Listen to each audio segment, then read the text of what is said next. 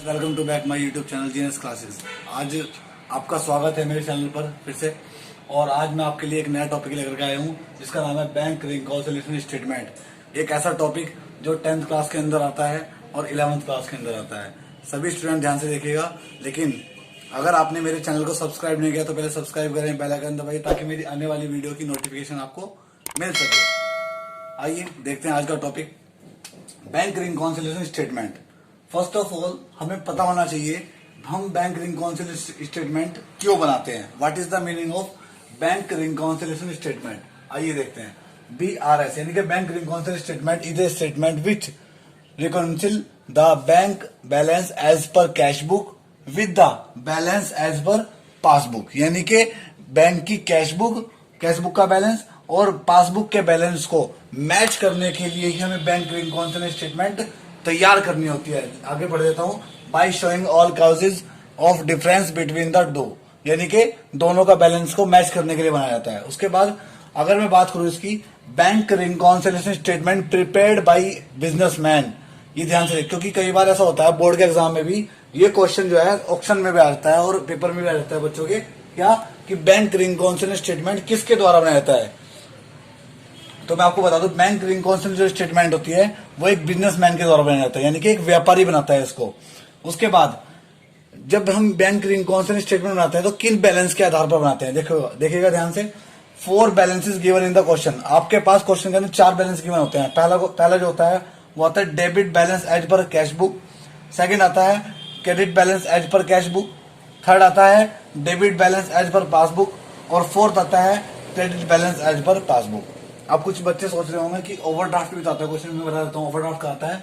Overdraft आता है यहाँ पे दोनों ही क्रेडिट बैलेंस में, यानी कि credit balance as per cash book भी ओवरड्राफ्ट ही मीनिंग होता है और credit balance as per passbook भी ओवरड्राफ्ट ही होता है।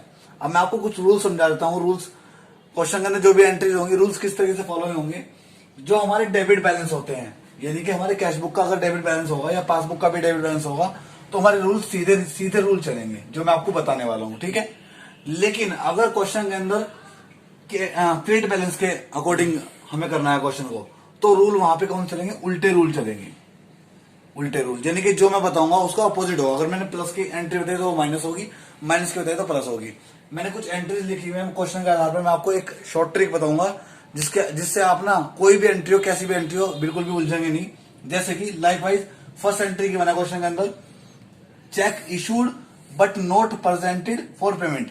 देखिएगा आज एक ऐसी ट्रिक बताऊंगा, check issued but not presented for payment. देखिएगा जैसे सभी स्टूडेंट अपने दोनों हैंड को लीजिएगा, ये लेफ्ट हैंड और ये राइट हैंड, दोनों हाथों में से एक हाथ को मानेंगे कैश बुक, एक को मानेंगे पासबुक, ठीक है, सिंपल सी। अब मान लो देखो जैसे मैं हूं, मैंने इस वाले हाथ को अपना कैश बुक मान लिया, इस वाले हाथ को पासबुक मान लिया। कैश बुक होती है अपने बिजनेसमैन के पास, जो व्यापारी जो बना रहा है इसको उसके पास है, और पासबुक जो होती है वो बैंक के पास होती है। अब देखिएगा बनाएंगे कैसे, इस एंट्री को हम कैसे पता लगाएंगे कि ये एंट्री प्लस की होगी, ये एंट्री माइनस की होगी। देखिएगा चेक इशूड, हमने चेक इशूड कर दिया, यानी कि ये मेरी कैश है और ये मेरा बैंक है। देखिएगा चेक जैसे ही हमने इशू करे तो हमारे पास से पैसा घट गया, यानी कि ये डाउन हो गया। उसके बाद for payment, presented for payment के लिए, लेकिन पेमेंट प्राप्त नहीं हुई हमें क्या करना है, हमारा लेवल कुछ इस तरीके से है। देखो ये हमारी बैंक बुक का है और ये हमारी कैश बुक का है। अब देखो हम इसको तो बैंक वाले को तो हिला नहीं सकते, लेकिन हम अपनी कैश बुक को हिला सकते हैं। हमें इसको इसके लेवल पे लाने के लिए इसको क्या करना पड़ेगा, बढ़ाना पड़ेगा या घटाना पड़ेगा। सिंपल सी बात है, बढ़ाना पड़ेगा। तो हम बढ़ाएंगे, इसका मतलब क्या है, प्लस में जा रही है एंट्री। यानी कि फर्स्ट रूल बनता है यहाँ पे कि जो check issued but not presented for payment की एंट्री है वो प्लस में जाएगी। लेकिन बाय चांस अगर रूल उल्टे चलते हैं, नियम जो है हमारे वो उल्टे होते हैं, तो यही एंट्री क्या हो जाएगी, माइनस हो जाएगी। ओवरड्राफ्ट के अकॉर्डिंग करेंगे। सेकेंड एंट्री आपको पढ़ के सुनाता हूँ, cheque send to bank for collection but not collected. यानी कि चेक सेंड हुआ, बैंक ने चेक सेंड किया कलेक्शन के लिए, बट कलेक्टेड नहीं हुआ, बट वो मिला नहीं। ये कि हमारी कैश बुक है, हमारी बैंक बुक है, बैंक ने चेक सेंड कर दिए, यानी कि बैंक डाउन हो गया, ठीक है। लेकिन क्या हुआ, ये पैसा रिसीव नहीं हुआ। अब ये इस तरीके से है। अब इसको तो हम हिला नहीं सकते, किसको हिलाएंगे, अपनी कैश बुक को।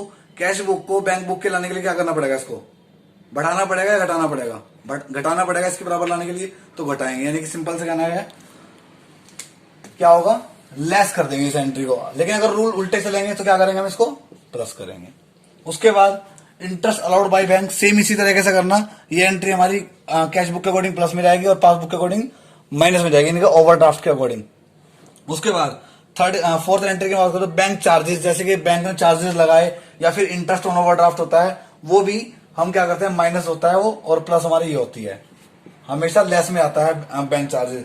Money directly deposit by the customer, अगर किसी कस्टमर ने डायरेक्टली डिपॉजिट कर दी कस्टमर बैंक में, जैसे कि ये हमारी कैश बुक है, हमारी बैंक बुक है, अब कस्टमर ने क्या किया, डायरेक्ट बैंक को जमा कर दिया पैसे जाकर, यानी कि बैंक बढ़ गया।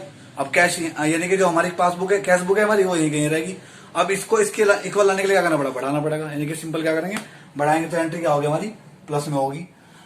और लास्ट हमारी check issued but dishonoured, bank ने व्यापारी ने बैंक में अपना चेक इशू किया और वो क्या हो गया, डिसऑनर्ड हो गया, यानी डेट निकल गई होगी उसकी, तो क्या करेंगे, ये बढ़े यानी कि बैंक बढ़ गया, चेक पहुंचा, लेकिन क्या होगा, डिसऑनर्ड हो गया, वहीं का वहीं रह गया, तो क्या करेंगे, कैश बुक को पासबुक के बराबर लाने के लिए बढ़ाएंगे। तो सिंपल सी बात है, ये भी एंट्री प्लस में जाएगी। अब जितनी बातें मैंने बताई रूल्स के अकॉर्डिंग बताई, अगर इसके अकॉर्डिंग उल्टे रूल चलते हैं, नियम उल्टे चलते हैं, यानी कि अगर यही क्वेश्चन, यही एंट्री जो है वो अकॉर्डिंग टू ओवरड्राफ्ट आ गई, तो आप क्या करोगे, आप जो रूल मैंने बताए, प्लस के रूल माइनस हो जाएंगे और माइनस के रूल प्लस हो जाएंगे। क्लियर है? ऐसे ही आप इसी तरीके से हर क्वेश्चन में ज्यादातर जो एंट्री होती है वो इसी तरीके से आती है। और जो मैंने आपको रूल बताया है, ये कैश बुक और पासबुक का, ये नियम आप कैसे भी चला सकते हैं। जितने ऑल स्टूडेंट्स इसको देख रहे हैं, वो कोई भी कैसी भी एंट्री हो पढ़ करके ध्यान से देखिएगा, कैश बुक को और पासबुक के बैलेंस को मैच कीजिएगा और आप एंट्री पता लगा सकते हैं, माइनस में जाएगी या फिर प्लस में जाएगी। ठीक है, तो फ्रेंड्स, ये था आज का वीडियो मेरा बैंक रिकॉन्सिलिएशन स्टेटमेंट को लेकर के।